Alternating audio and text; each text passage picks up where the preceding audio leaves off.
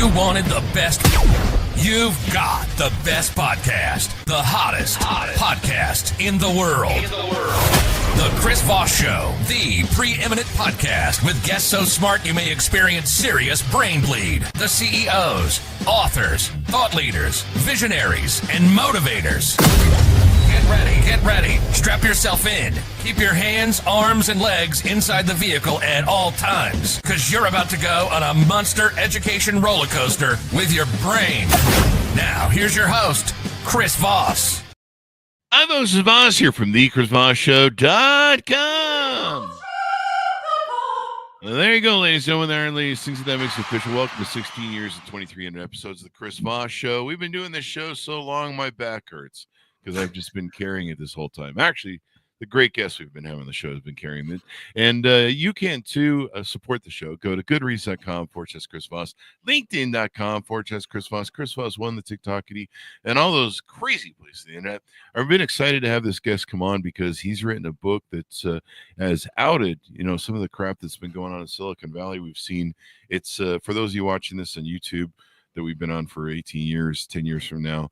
It is April 2025, and there's some weird shit going on with the new Trump administration and some of the Silicon Valley billionaires that helped put him there. So we're going to get into it. He's the author of the newest book, out April 22nd, 2025. Adam Becker joins us on the show. The title of his new book is called More Everything Forever: AI Overlords, Space Empires, and Silicon Valley's Crusade to Control the Fate of Humanity.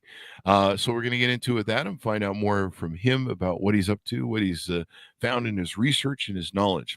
Adam Becker is a science journalist with a PhD in astrophysics. He's written for the New York Times, the BBC, NPR, Scientific American, New Scientist, Quanta, and other publications. His first book, What is Real?, was a New York Times book review editor's choice and was longlisted for the Penn Literary Science Writing Award. He has been a science journalist fellow at the Santa Fe Institute, with a science communicator in residence at the Simons Institute for the Theory of Computing, and he lives in California. Welcome to the show. How are you, Adam? Oh, thanks for having me, Chris. I'm doing really well. How are you?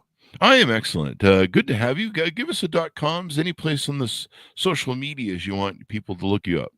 Sure. Yeah, I'm on Blue Sky. I'm Adam Becker. And my website is freelanceastro.com. There you go. You're not posting on X then, huh, Adam? No, I used to, but then the weirdest thing happened. What was that? A horrible billionaire took it over and let a bunch of Nazis onto the platform. Wow. So Nazis are bad? Is that what you're saying? Yes. Nazis are bad. If there's one message I really want listeners to take away from this interview, is that Nazis are bad. Yeah. Elon Musk. Yeah.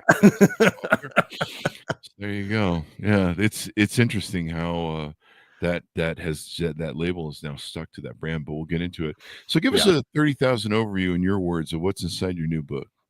So my new book, More Everything Forever, is about the horrible and implausible ideas that tech billionaires are trying to shove down our throats about the future, our future. They are trying to decide our future for us, and we shouldn't let them. But I mean, they're billionaires. Clearly, they've been doing everything right and stealing from all the right people all these years. Why shouldn't we trust them? Why shouldn't we trust them, Adam? Clearly, yeah. I mean, I've seen Hollywood movie stars. Just because you have money doesn't mean you have your shit together. Clearly, I think. I mean, for billionaires.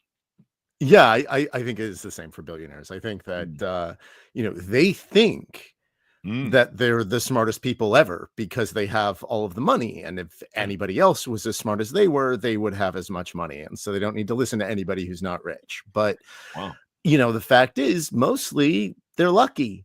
And they don't know a lot about anything other than, a couple of niche things that help them run their businesses. And in some cases, not even that. Oh, wow. So you're saying our new oligarchy that we're switching governments to might be a bad thing? Is that yes. I think it's awful. And these people, These people just have deluded themselves into thinking that they're the smartest guys in the room when, at best they're mid. Yeah, or thieves. I mean, Yeah, well, they are definitely thieves. Somebody, I think it's attributed to several people. I think one of them is to Microsoft's ex-CEO and founder. But no great wealth was built without a great crime being committed. I don't know. Yeah, and I think that's right. Yeah, and I mean, in essence, something has to happen for someone to get an edge or someone to exploit an edge, I suppose. So there are several things you talk about in the book that are really interesting, because one of them is Silicon Valley's sharp turn to the right. I'm a big Sam Harris podcast fan. In fact, I think it's the #1 podcast I listen to, other than my own. And got to do something for 16 years. And Sam has been harping lately on the All In podcast, the fact that the Manosphere podcast seemed to have steered the election, maybe possibly to Trump. But he talks a lot about Elon Musk, of course, that he used to be close friends with, and the All In podcast, which I was surprised a couple of the people on there really turned extremely right wing. Yes. And now I think I'm really curious what their opinions are now that we're locked down in 145% Chinese things.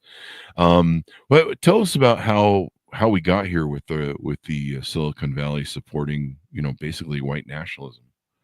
Yeah, I mean, it's one of these things that looks really bizarre on the surface, but one of the things that I do in the book is explain that connection and make sense of it, because it is something that unfortunately does make sense once you dig deeper. It's not just a sudden thing that happened, and I don't think it was just them aligning themselves with power nakedly. I mean, they are aligning themselves with power, but I think that it's actually something that's been coming for a long time. There are these ideas that are really, really powerful in Silicon Valley about what the future holds, about stuff like singularity, this sort of technological utopia that would be created by incredibly advanced AI and going to space and living forever.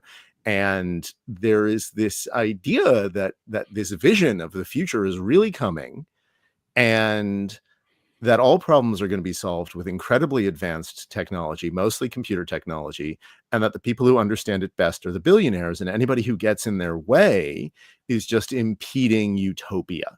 And so everyone else can just be ignored, and we should give all the control to the billionaires. And this is not a new idea. It's been running around in Silicon Valley for decades.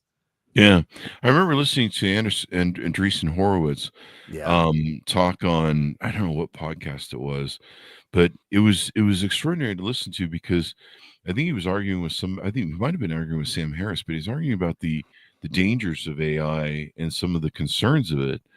And in listening to his blue sky sort of what would you call it? I mean, it was just, there was nothing negative in his mind that AI could happen with AI.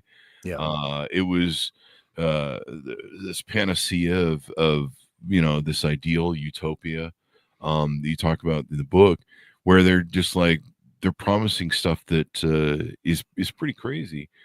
And then, of course, seeing his takedown of DEI, you kind of understand some of I guess DEI, in his opinion, and a lot of the Silicon Valley folks, the DEI got out of hand, and they kind of helped fund this anti-DEI thing as well, which is kind of interesting.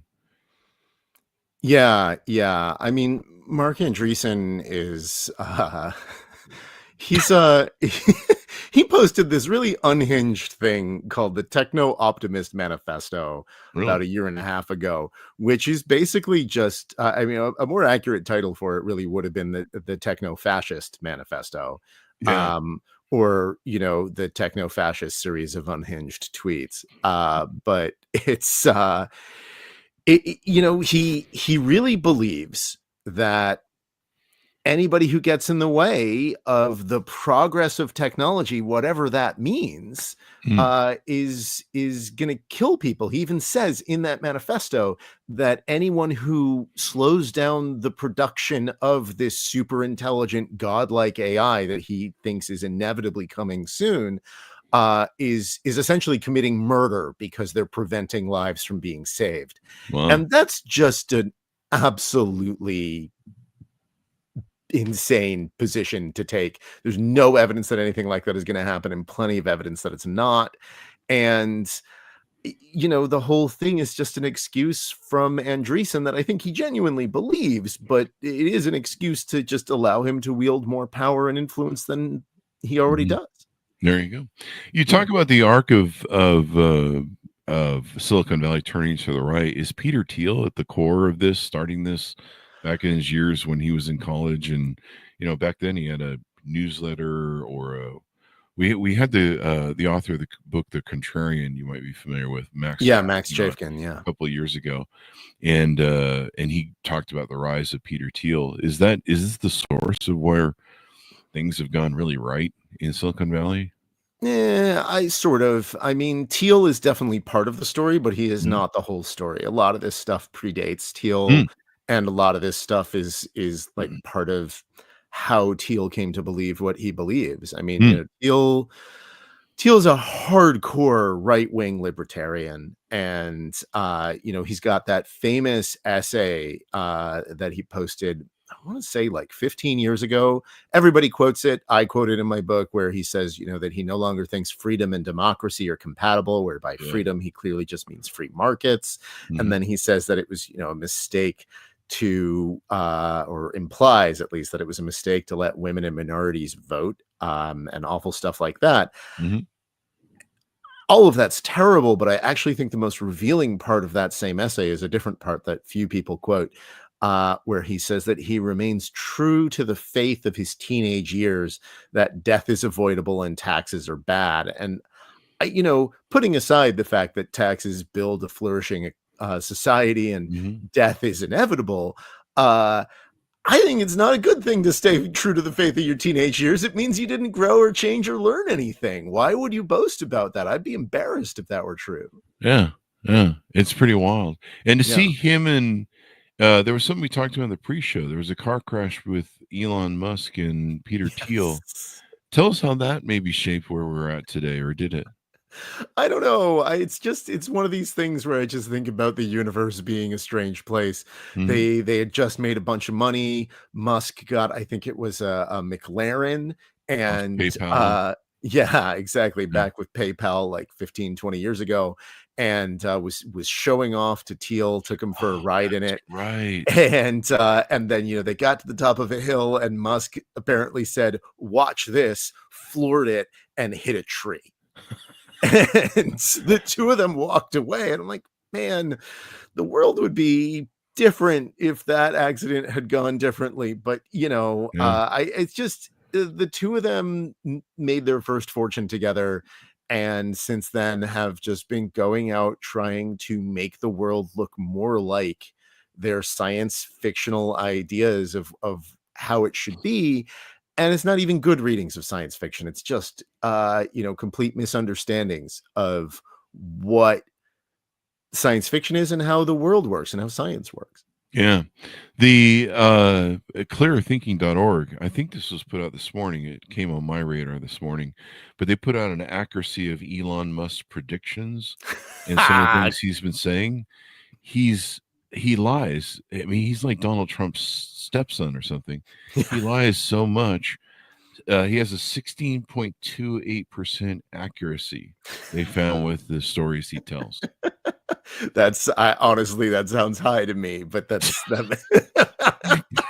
It's probably true. They probably gave him some fudge room. Yeah, exactly. And then you read, I think it was the Wall Street Journal yesterday or the day before, had the story on Ashley St. Clair and the child she had with Elon Musk, and basically this weird sort of thing that he's doing where where's the Me Too movement? He's basically using Twitter to fucking pick up chicks and get laid and create this. He has some sort of weird I don't know. Have you looked into this at all? The thing with Yeah. the I saw the same article. I know what yeah. you know about it, but like, yeah, he's got this weird ranch where he's trying to build a legion of offspring. It's just this. I mean, a lot of it just seems to go back to a combination of massive ego, Mhm. disregard for anybody else, Small and penis. Excuse me. yeah, Excuse me. you said it. But not me. But and also he's like, a lot of this seems to go back to like this sort of really stupid and racist idea of eugenics, right? Yeah. That like he wants to Mm. create a master race of little Elon clones. And that's not only not going to happen, it's not how genetics works. And yeah, Yeah. but You brought up an interesting word, eugenics, because yeah, that word is aligned with white nationalism, which is yeah, really a rebranding of the KKK. That's yeah, all it really is. It yeah, is the KKK. And yeah, when people realize that Nazism is alive in America and in the White House, yeah, it is.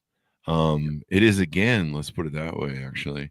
To see Peter Thiel, at Donald Trump's first it was at the Republican convention, yeah, and speak was just kind of alarming to watch. Really, yes, it seemed like some, I don't know, ketamine cowboy drunken rant that.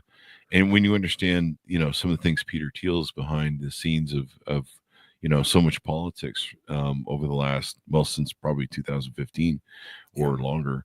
yeah. What are some of your findings there? I mean, are these guys waking up yet to the fact that they've unleashed a monster in the White House and now they're on the hook for it? No, I don't know. I think they see it as a good thing. Really? Yeah. I think they're that both disconnected from reality and power hungry. JD Vance is a creature of Peter Thiel, right? Yeah. JD Vance is one of Thiel's proteges. Yeah. And um and JD Vance is also, like Thiel, a fan of the work of a guy named Curtis Yarvin, who unfortunately has been profiled in the New York Times and has been getting a lot of attention since the election last year. Yarvin's a monarchist. He's very open about this. Yarvin wants kings. He wants there to be a king of America. He thinks that would make things better. And Vance is a big fan of Yarvin and has said that he really likes Yarvin's ideas. Another idea that Yarvin promoted was the idea to fire pretty much everybody in the federal government and replace them with loyalists to a single leader, which is exactly what we see Musk and Doge doing now. So yeah, no, Yarvin's ideas are being implemented at the highest levels of government, and it's awful. And I think JD Vance and Peter Thiel and Elon Musk think that this is a great thing. Oh, well, of course they do, because Yeah, they stand to benefit the most. exactly. Weird how Yeah. that works. Weird Yeah. how that works. I'm looking at Curtis Yarvin's picture on the New York Times. Yeah. Seriously, some down and out coat guy wearing a shitty leather jacket that looks like it's about 20 or 30 years old and can't afford a haircut, evidently, either, or a bath, maybe. I mean, that's just what I'm drawing from this picture. Yeah. I Yeah. mean, he's a piece of work. He's he's also super racist and believes in these outdated, Oh, of course. discredited ideas about race science. Mhm. And has said that, the problem with the world today is a lack of kings. And I don't know about you, but I don't think that the problem in the world today is that, rich, powerful people don't have enough power. I think it's quite the opposite. Yeah. So a 51-year-old computer engineer that probably isn't getting laid is ruining my democracy, basically, is what you're saying. I don't know. You didn't say it. I said it. I didn't say it. He believes that government. Jesus Christ! I didn't even read this. You've turned me on to this. I had no idea. Oh, I'm so this guy was part sorry. of it. Yeah, not in that kind of way though. But he believes the government bureaucracy should be radically gutted. He argues the American democracy plays what he calls the monarchy run. Basically, there should be a CEO instead of a president. Yep. and he, he that's his hates Benedict democracy. here. He sees democracy as the enemy. He looks like he hates himself. Actually, that's my opinion. That's probably true. Yeah, at least he dresses like it. He dresses like me, so I'm not throwing shade.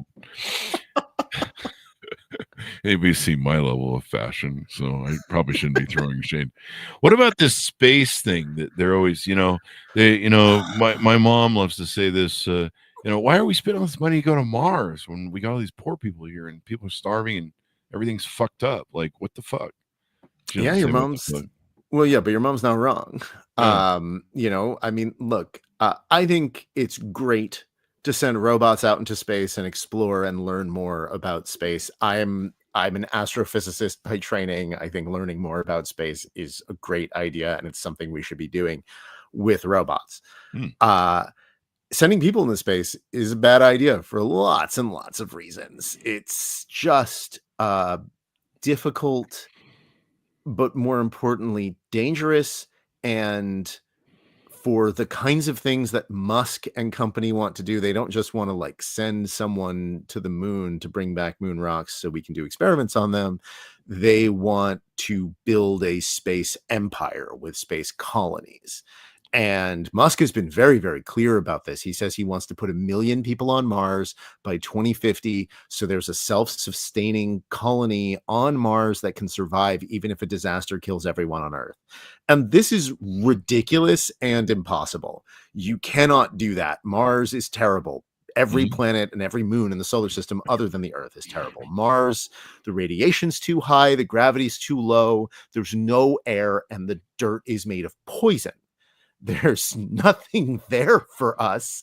And if you tried to put 1 million people there, most of them would die. And if you did have 1 million people there, that's actually not even enough people to have a self-sustaining civilization on Mars. They would all die if the rockets from Earth stopped coming. So yeah, it's that and many other reasons just not going to happen. And I'm not the first one to say this. Musk has been told this publicly over and over, and he just denies it because he's not really interested in science. He's interested in his own dreams, and he's interested in being taken seriously, which is not going to happen. It's really interesting the way that Americans think. We have this, and I've read that there's an issue with us about this, where we all believe in the American dream, right? Yeah. One of my favorite lines from Fight Club, the movie, is we all were grown up being told we're all going to be millionaires, and we're slowly finding out that we got lied to, and it's not true. And we're going to be rock stars and millionaires, and there seems to be this thing about that we have this kind of dreamlike ideal respect of billionaires, actresses and actors. Like basically, if you have money, you've somehow squared all this. You've squared the circle of life or something. You've fixed all the problems. And then we don't want to regulate billionaires because we might be them a billionaire someday too. And like there's this resistance to regulate these people because, well, we could strike it rich. It's the American dream. You can wake up tomorrow and win the lottery or something, this kind of bullshit sort of mentality. And so we don't regulate these people because we figure that, we could wake up one day and have the shot or something. I don't know. Yeah. It's a weird thing. No, that's definitely a thing here in America. I mean, there's a quote, I think it's Steinbeck, but I'm not sure, who said that in America, there are no poor people, just temporarily embarrassed millionaires. That explained that line from Fight Club. Yeah, exactly. But yeah, I mean, look, we build a society together. Yeah. And these people are parasites feeding off of the rest of us. Yeah. And they are hoarding their wealth and resources in order to pursue an impossible dream that is never going to happen and would be harmful and terrifying if it did. Yeah. So and now they've just we've had people on that have talked about how, going back to Richard Nixon, Betsy DeVos's father started us down this road with the Center for National Policy of, trying to basically flip SCOTUS, which they pulled off over 40, 50, 60 years. They were, they didn't really care about the abortion thing. He just ran all sorts of different experiments to turn out the vote for the Republicans because Johnson had flipped the unions and everything to the Democrats with with all the legislation that he did to help poor people. And so they had to come up with new money. The Great Southern Strategy was founded out of that. And they created the Center for National Policy, and since then, they've been running their radio shows in the South, and of course working with the Heritage Foundation and all that to the Federalist Society to overthrow our democracy. But the overall arching plan has been for billionaires to be the Republican base, which they have been, and to slowly weed away and overthrow democracy. You've got Citizens United, Reagan's massive illiberalism that actually drove stuff. The intent was to destroy unions, so they drove companies to China and other places. And this is a product of Reagan and his liberalism. And trickle down economics. I'm still waiting for my check from that. I remember I was in junior high when that was out. And so we've been on this path where Republicans, even in recent years, you've seen them dancing with Putin, going over there. And of course they love Hungary too. They Viktor Orban, flirting with him, and and they love the oligarchy. They love the racism and the xenophobia of Russia. I think if you're gay over there, they'll kill you, LGBTQ, or they'll just put you in prison long enough to kill you. God knows there's their prisons are hell over there. And so it seems like we've been on this path marching towards it. You saw the Citizens United ruling from SCOTUS that was part of Betsy DeVos's father's dream finally coming true. A lot of these rulings that have been, and it's interesting. People seem to have this fantasy that they put on Hollywood people that since they're beautiful and they've got money, they have their shit together, and so we should adore them and just follow them wherever they go. You see these acolytes. I've got friends that Tim Cook could do no wrong, Apple can do no wrong, Steve Jobs could do no wrong. When anybody who worked with him that have been friends of mine, he was a complete monster. The people that knew him personally, and not to mention the shit he pulled, like one of the things, capping everyone's income in Silicon Valley by doing that dirty deal that really got buried, where they locked everyone's income and they wouldn't allow employees to switch between companies. And so we've kind of on this march for a long time. That's where billionaires just, I think eventually with AI and everything, they just felt like they could seize power, and they're doing it now from what we're seeing. No, I mean, they think that they can replace the rest of us with AI. Wow. And they also think, and they think that when the AI becomes super intelligent, AGI, which they claim is happening soon. Sam Altman says it's happening in the next 4 years. Wow. That's not going to happen. But they think it's coming. And when it does, it's just going to be a permanent dictator that works on their behalf for all of humanity. And, they're pretty open about this stuff. If you just read what they say and listen to it, and then, read the same stuff that they're reading and see, put the dots together. And that's what I'm doing in my book. It's like they want permanent fascism across the stars with them in charge forever. And I see these acolytes. Like I have friends that they worship Elon Musk, and there's a lot of bootlicking that goes on, which is ironic because I think bootlicker comes from the Nazi term, doesn't it? Maybe I think not. so. Maybe boot kicker is the thing. It's early in the morning for me still, waiting for coffee weekend. So I can't get all the references, folks. How much do you want me to know on the show after 16 years?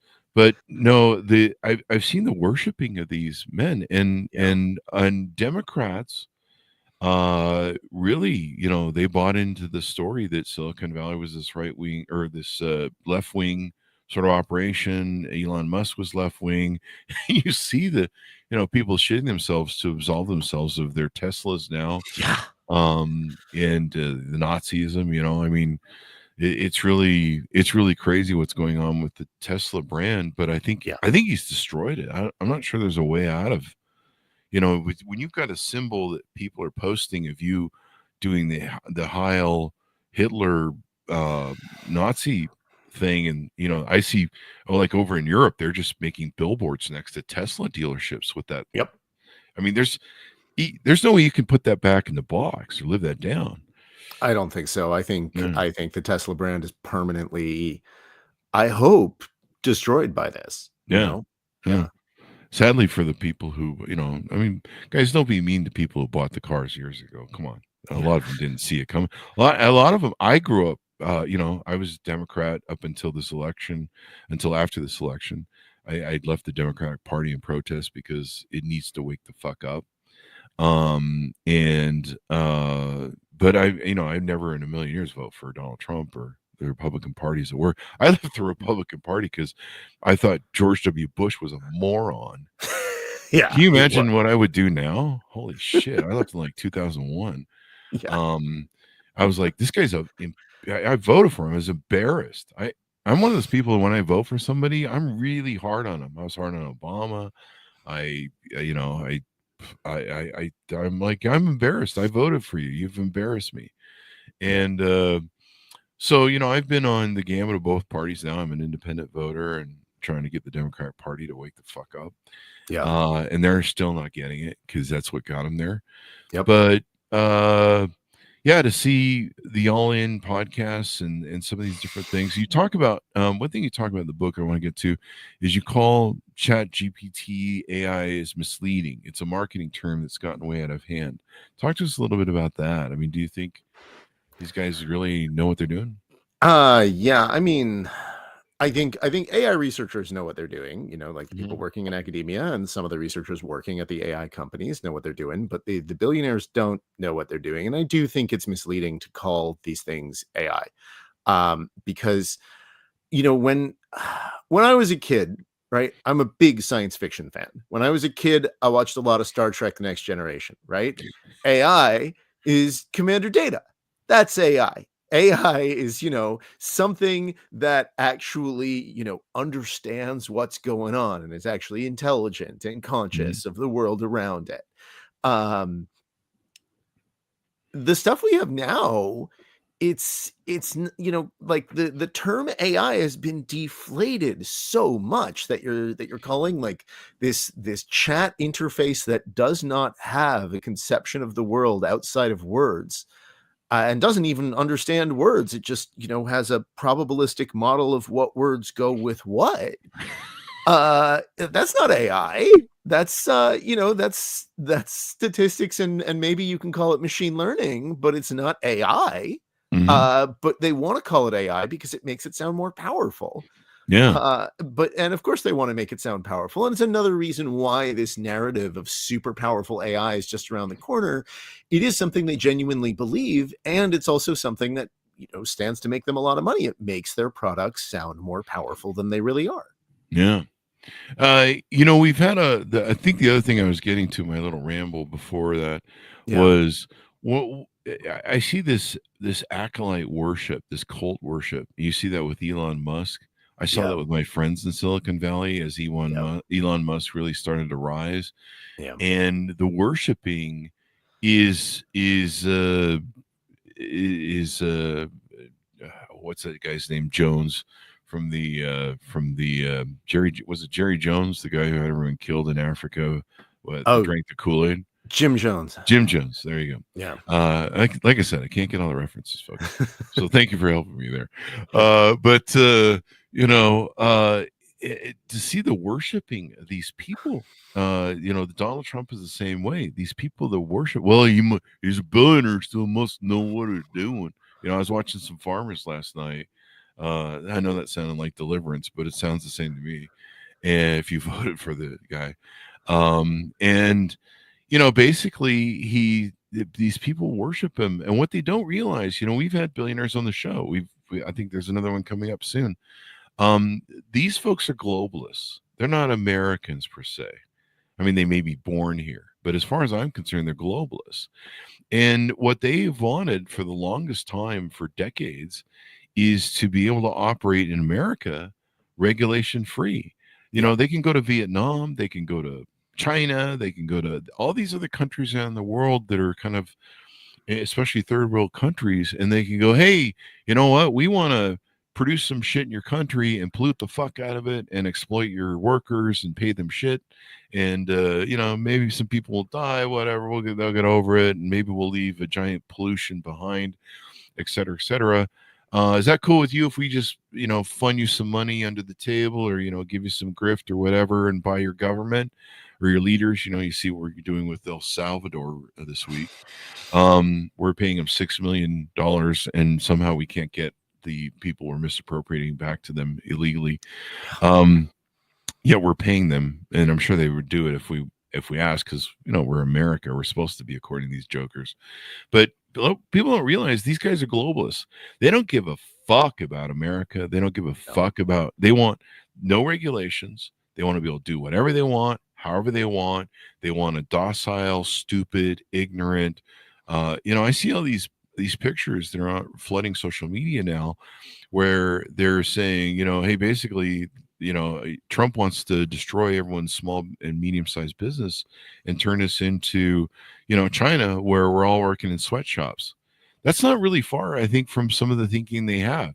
They want a docile. They don't want rights. They don't want DEI rights. I mean, part of the DEI attack is attack on employees' rights to assemble. They've been, going after unions, destroying unions. A lot of the, it's like Reagan's illiberalism all over again. People don't realize that opening salvo of firing the unions of the air controllers under Reagan was an opening salvo on a war on unions.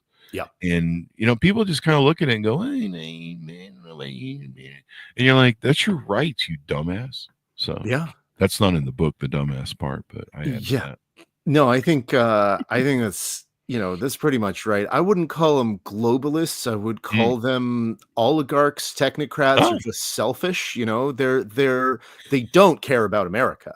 They want to sell off America for parts. Yeah. They want to get all of the things that belong to all of us, our manufacturing capacity, our population, our natural resources, all of the public lands that we as a country collectively take care of, right? Our national parks and stuff like that. They want to exploit that. They want to mine and fish until everything's gone. Yeah. And they want to make sure that we don't know about it, which is why they're going after educational institutions. They want us to be dumb and uninformed, and they're underestimating us, I think. Well, I hope they're underestimating. You and I can be in the hope boat together. Yeah, I hope they're underestimating us, but that's what they want. They want us to be. They want us to look the other way.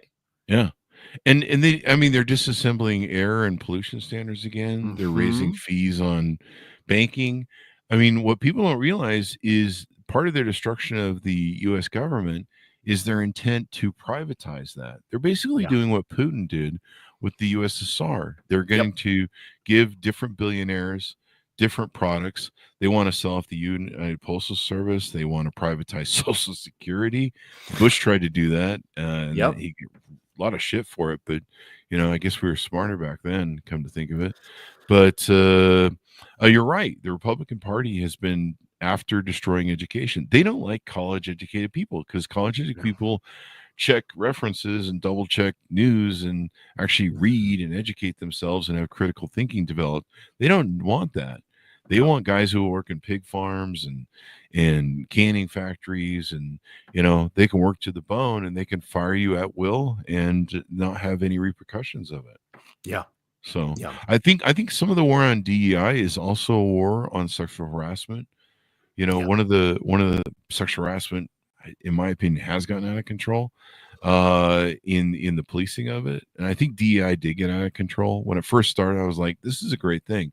But then, some of the things that Andreessen Horowitz did outline, it got out of control. I mean, when I started having people show up on the show with DEI and talking about microaggressions, I was like, I'm not this is too far. This is a bridge too far. I see where you're going with this. This is very socialist, feminine sort of thing, and this is not for meritocracies. And I do believe in meritocracies, even though sadly that seems to be thrown around with the Trump administration.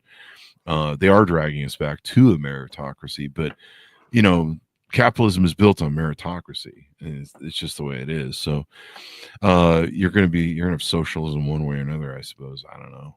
You're not really gonna have socialism with the Trump administration, so you can't win. But the extremes have been killing us. The extremes of the left party, the extremes of the right are what's really killing us. And I used to believe there was enough sane people in the middle that could hold things together, like myself, but evidently not. Yeah, I mean, I'm not sure. I think I'm probably to your left, and I'm not sure I agree with everything you just said. But I do think that the Democratic Party is out of touch with the anger that people feel with the massive inequality that exists in this country, especially around wealth. The Democratic Party, like you said a little earlier, they fooled themselves into thinking that Silicon Valley was on their side. And the fact is that if you are doing, like, if you at least pretend to care or try to care about regulations, you try to care about giving everybody a fair shot. You try to care about keeping corporate power somewhat in check so that it's democratically accountable, so that, corporations don't just bulldoze their way over people the way that Trump and his cronies want them to. If you are a party that's trying to do that, billionaires are never going to be your friends. They don't want those things. And if you bring them into your party, they're just going to try to kill it from the inside, which is exactly what they're trying to do with the Democrats, and is why they feel so feeble right now. They think that they need the billionaire class for their connections and money and strength, but it's actually a weakness. They need to kick them out. Yeah. Otherwise, we're going to end up an oligarchy. We're going to end up with Elon Musk owns the U.S. Postal Service and runs it like X, and he does such a great job. That thing, I think it wasn't working the other day again. And you just, I don't know, you'll get right-wing nationalism emails or mail in your junk mail. And the U.S. Postal Service has already been wrecked by that one guy since the first Trump administration has run it. He had stocks in all the other competitors, so he had a interest to destroy it. Social Security, they want to privatize that. They want to privatize everything. They're literally cutting up the U.S. government to privatize everything. And if you folks think as an American public it's going to be better that way, well, go look at Russia. I mean, the corruption at all levels of Russia are just insane in the oligarchy, kleptocracy, more or less. And you see that what's going on with the Doge thing. I mean, it was just reported by their own admittance. They're finally telling the truth. They're only going to get about 15% of the savings that they, said they were going to get trillions or whatever. And it's just amazing to me how many people worship this whole thing. Like, I'm sure billionaires have our best interests at heart. And you're just like, you're a fucking fool. You're an idiot. These are the last people who have your interests at heart. They want you to sit down, shut up, go to work for them, and leave them alone. And they don't want you to, the joke of Elon Musk being the purveyor of, the protector of everything, First Amendment rights, free speech, is like such a joke. But to see the worship of these people that goes on in our society, the groveling of and servitude of wanting to do their thing. And then, one of the things I've always been involved in that's aligned with Silicon Valley is the kind of the tech bro culture. And you see that with the Bitcoin culture too, the Bitcoin, cryptocurrency culture. There's a lot of people in that industry that they will sell their mother for success and money. They have no scruples of any types whatsoever, as long as they could be seen with the richest of richest, the billionaires, and hang out with them and be seen as potentially one of them through cryptocurrency. It's amazing. I mean, they have zero ethics, zero morality, and they'll sell their mom off to slavery if they can, should turn up at parties and win. Yeah, no, there's a line I heard the other day that I keep thinking about, and I think it's just really accurate. It's someone on the internet somewhere said this. They said, being a fan of a billionaire is like going to a casino and cheering every time the house wins. God, I love that quote. Yeah. Yeah. Like, they're the ones who are trying to screw you. Why do you like them? Like, they want your money, they want your house, they want you to live in poverty and leave them to do whatever the hell they want. They want to deny all aspects of nature. They want to make it so that you can't even go for a walk in the park without coughing up a lung. That's what they want. They want to make everything private. They want you to have to pay for the privilege of doing things that are your right. Wow. This is, I don't know if the quote you had is attributed to Elron Mexico, but he has a variation of it. Being a fan of a billionaire must feel like walking around a casino you don't own and hooting like a badass every time the house wins, licking the urinals, Yeah, and that's calling the trash cans sir. Yes. So that's where I saw it. Yes. That's pretty amazing. Yeah. Yeah. There you go. Yeah, it's just, in this attitude that, well, I don't know, I could become a billionaire too. So I don't want regulations for billionaires just in case I hit the lottery, with my 10 kids and my trailer home, my double wide. I could hit the lottery any day now of creating a business that could, I don't know, go into space or something. I don't know what the fuck. It's interesting. And I'm a capitalist. I grew up starting my first company at 18. I'm a big believer in entrepreneurism and stuff. I think a lot of what's being questioned right now and kind of what's going on in the narrative is it almost seems like Donald Trump and others are trying to destroy small to medium-sized business. There's a lot of these medium-sized businesses that are flooding TikTok, crying and complaining, and sadly they voted for Trump as well. Yep. So they're in that the leopards ate my face because I trusted him, and we're like, we told you not to trust them, dumbass. Yep. And they're still going on about it. In fact, I have no empathy for any of them if they voted for this. I'm done with the whole process of that. Yeah. I think people need to be held responsible for shit now. This is especially with loose democracy and businesses, but it seems like they're trying to wipe out small businesses and medium-sized businesses, especially with this China thing. Yeah. I have a shitload of friends that they make a living in multi-million-dollar businesses. There's employees they have. There's big businesses that contributes they make to our society and charity. They're losing their shirt right now. They don't even know what to do. Yeah. Yeah. No, I mean, I think that's deliberate, right? They want to create a crisis that will drive all of the small and medium-sized businesses out of business and then take all of their market share and all of their resources. No. They want to centralize corporate control, government control, make it all the same thing, make it permanent. This is fascism. Yeah, fascism. And they want us to be the willing workers. I mean, them getting rid of all the immigrants that we actually need, if you understand how the work is done in this country and the costs and, how your produce comes to you and stuff, we need immigrants. We have a shortage of employees. We have a huge shortage coming down the pike.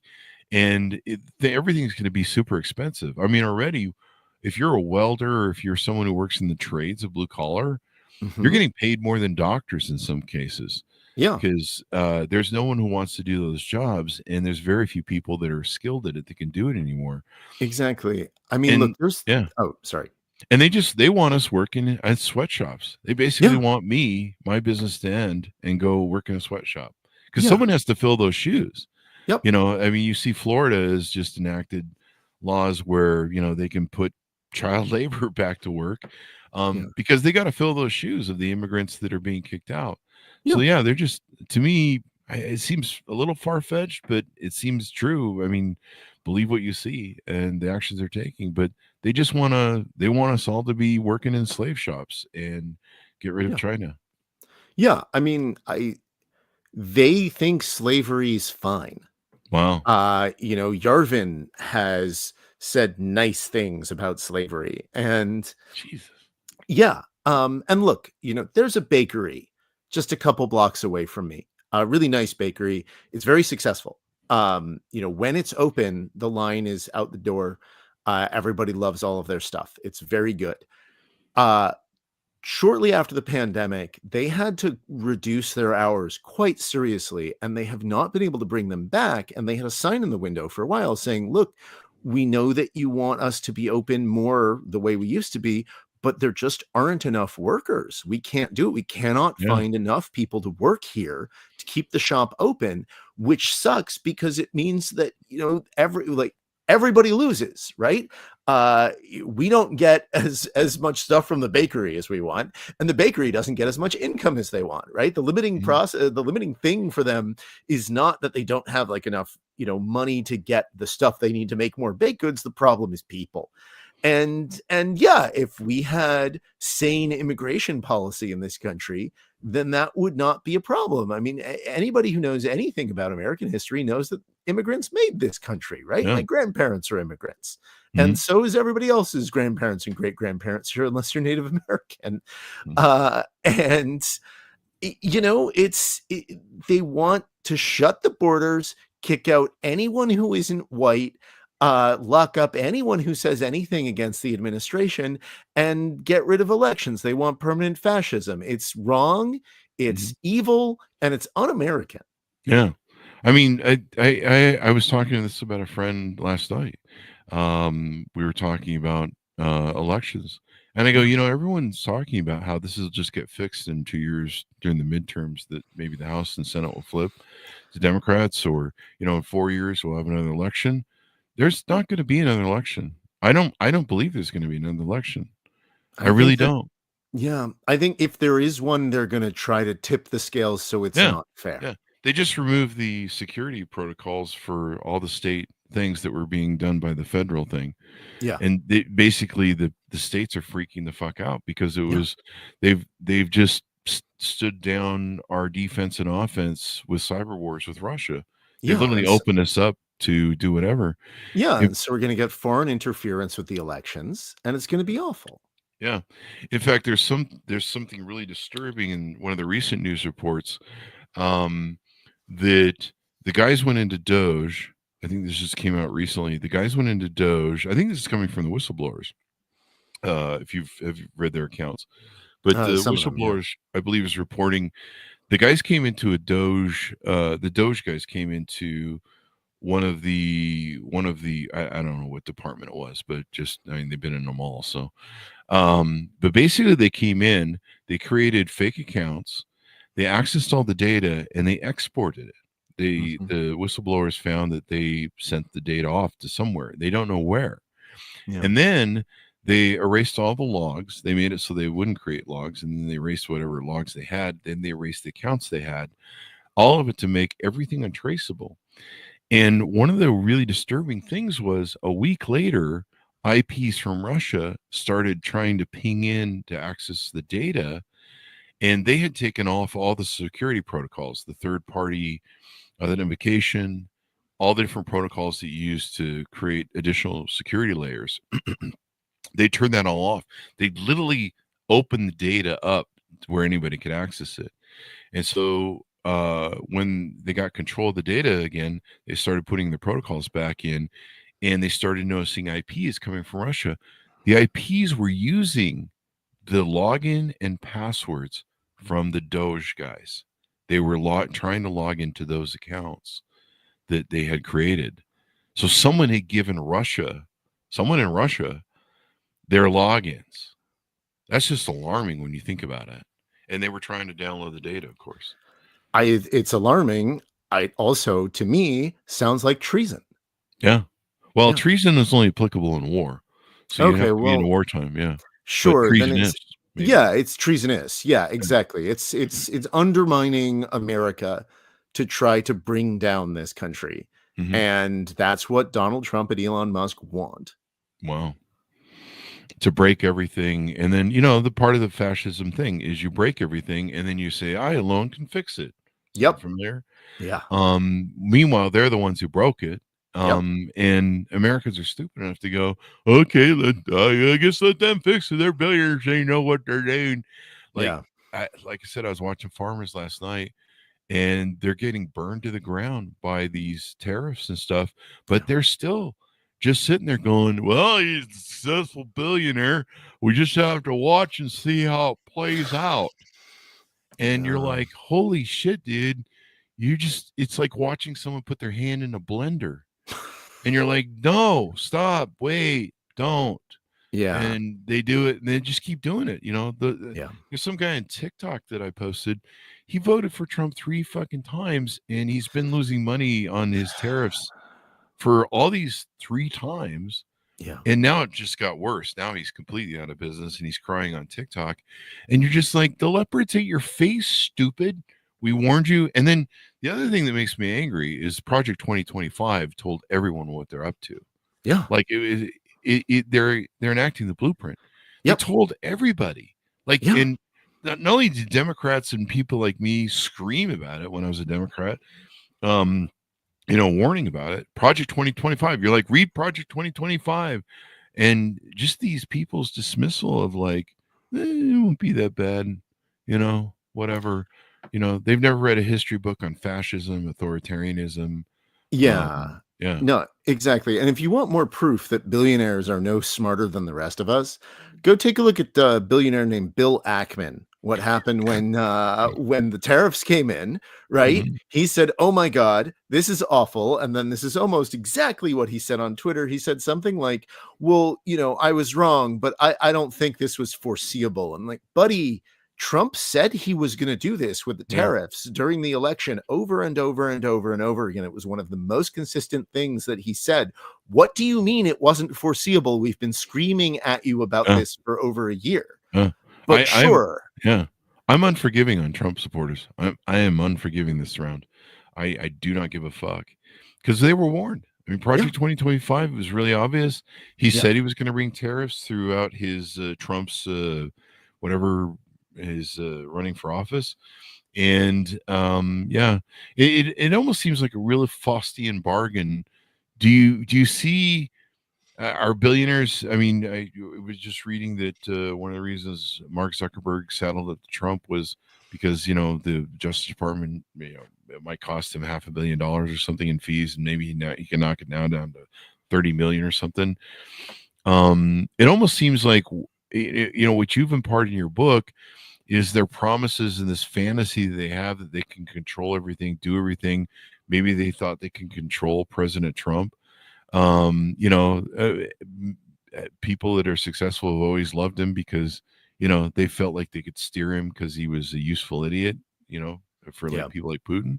Mm-hmm. But now it seems like the Pandora's box is opened and the cat's out of the bag, and they're like, holy shit, we can't control him, and he's going to destroy all of our investments. Yeah. I mean, play stupid games, win stupid prizes, right? Or in the words of in the words of a more recent generation, fuck around and find out. Fuck around and find out. The FAFO. Yeah, that's my every other post is FAFO right now. I've just been collecting, like literally my Facebook has become a channel of people who are crying on Twitter and Facebook and TikTok about how the leopards ate their face because they trust the leopards. And you're just like, you're fucking stupid. Everyone told you. Like with Donald Trump, there was the first round. There was no, the whole thing was such an accident. He was surprised to win the presidency. They didn't think they were going to win. No. And, this time around, we all knew. Like, I'm just, and people are just like, why is it so chaotic? I'm like, where were you during the first presidency? Did you not understand that this is this man's pattern of abuse, malignant narcissism? But yeah, it almost seems like these billionaires, it seems like your book has really called it on these guys because they think they're the shit. And boy, have they really been proven wrong. I'm like, I'm surprised the All In podcast isn't being like, we fucked up, but they're never going to say that. Yeah, they never have to admit that. No. Final thoughts as we go out. Pitch people on where to pick up the book, where to get to know you better on the .coms, et cetera, et cetera. Oh yeah. I mean, look, the book is available wherever you can get books. I mean, I guess you could get it from Amazon if you want to give Jeff Bezos a little money. But you can also get it from Bookshop or local independent bookstores, please. It's called More Everything Forever again, and you can find me on Blue Sky at Adam Becker. You can find me on my website, freelanceastro.com, and you can also find me in all sorts of newspapers and magazines. Yeah. There you go. I'm reading, I just popped up as you were saying that, the New York Times article on Curtis Javan. Yeah. It's from January 18th of 2025, folks, if you want to search for it. But one of the top comment is this: a nation is not a business. That really tells you something. Yeah. We've talked in the show, we've had authors on that have talked about unbridled capitalism, and I'm a capitalist, but there is unbridled capitalism in this country. It needs to be constrained. It is. Yes. We don't need to put dollars on everything. I mean, having a post office that delivers the mail and, does the simple thing, having a Social Security or IRS that can pick up the phone, and evidently right now you can't get anybody to pick up the phone anywhere. Like there's a bunch of senators or congressmen that dialed up the Social Security. You can't get them on the phone. They even tell you that like Wednesday is the best day to call, and they call on Wednesday and they're getting nothing. Yeah. And so it's just mayhem. And I think of, the little folks, senior citizens that are trying to deal with this thing. I think my mom said her IRS check hadn't cleared yet from the IRS rebate thing. And I'm like, should I tell her that she might not get it anytime soon? I don't know about Social Security. I've heard Social Security checks maybe haven't been flowing like they should.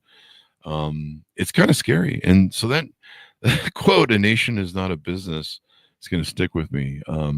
So is your book. So thank you for writing it. Thank you for calling these people out. And looks like you called the ball right, because these guys are getting a lot of egg on their face. Sadly, they've got enough money to weather any storm. Well, the average American doesn't. Yeah, no, that's exactly right. They're going to just sit back and try to make their way through a disaster that they created while the rest of us burn. Wow. Well, I guess we're just wood for the fire when it really comes down to it. When you study history, that's what the average person does in governments. Usually, everyone burns for governments to rule and do their thing. Yeah, but that's why we got to fight back. Exactly. Exactly. All right. Well, everyone buy your book and give it a read. We certainly appreciate you coming on the show. Thank you for the wonderful discussion. Adam, I'm going to send this to all my Silicon Valley acolyte friends who pray to that God and see if they can't wake up. Maybe, I don't know. That or I'll hit them over the head with the book. One of the two. Yeah, well, well, thank you, Chris. And don't hit them over the head with the book, but proverbially hit them over. Yeah, exactly. Don't do violence.